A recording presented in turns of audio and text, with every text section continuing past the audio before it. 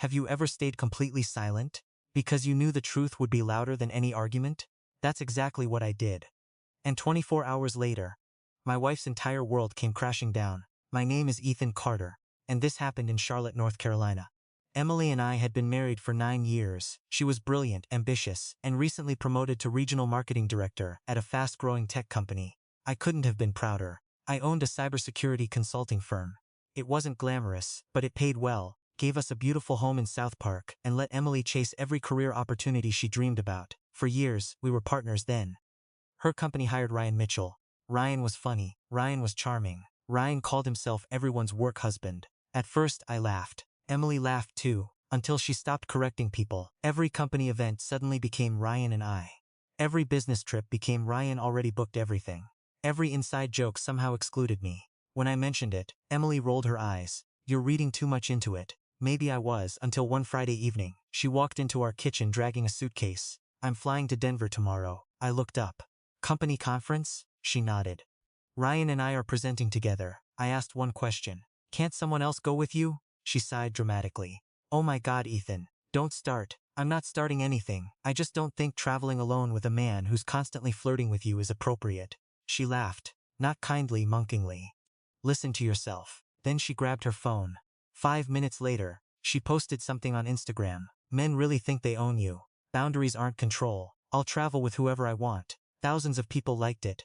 Mutual friends commented, some even tagged me. I never replied. I simply looked at her. Then I quietly picked up my keys. I'll be gone for a while, she smirked. Running away? I smiled. No, I'm protecting my peace. Then I walked out. She never tried to stop me. I spent the night at my older brother Noah's lake house. No drama. No angry texts. No social media responses. Just silence. Because sometimes, silence forces people to hear themselves. The next morning my phone buzzed. Not from Emily. From an unfamiliar number. I ignored it. Then another call. And another. Finally, I answered. A frantic voice exploded through the speaker. Ethan, thank God.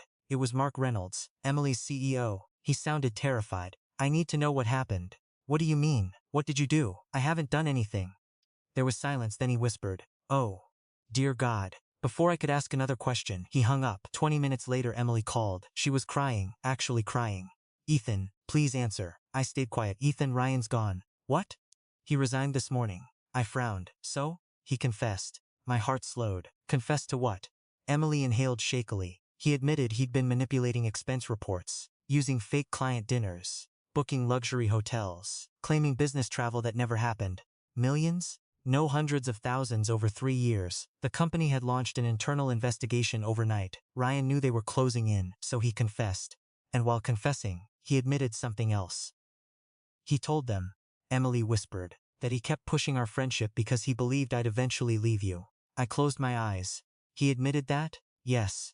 He told HR everyone joked about us being married at work, and he encouraged it. My chest tightened.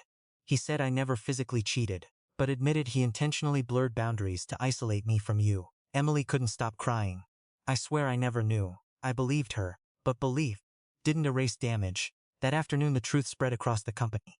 Emails surfaced. Slack messages surfaced. Witnesses spoke. Ryan had built the image of being indispensable while quietly committing fraud. The fake work husband jokes? They weren't harmless. They were part of how he earned trust. No one questioned him, not until accounting noticed patterns.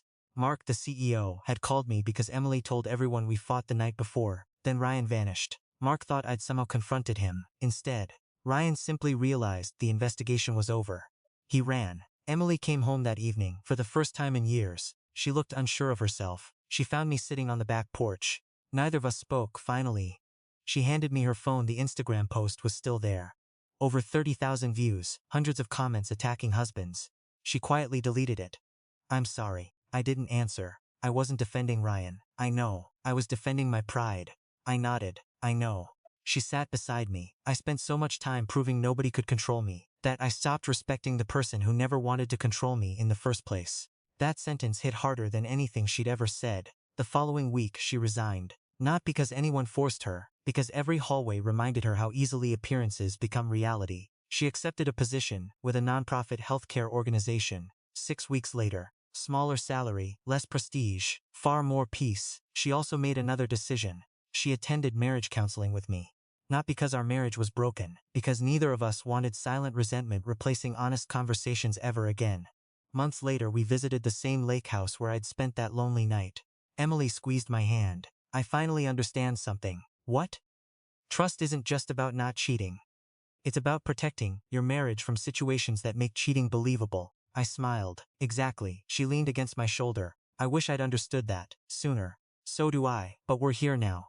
Sometimes love survives because people never make mistakes. Sometimes love survives because someone finally learns from them. Ryan eventually pleaded guilty to multiple counts of corporate fraud. Mark later thanked Emily for fully cooperating with investigators. She wasn't responsible for Ryan's crimes, but she accepted responsibility for ignoring the warning signs inside her own marriage. And I learned something too. Silence isn't weakness. Walking away from an argument is the strongest thing you can do, because actions will always outlast words. If you enjoyed this story, don't forget to like this video, subscribe to the channel, and share your thoughts in the comments below.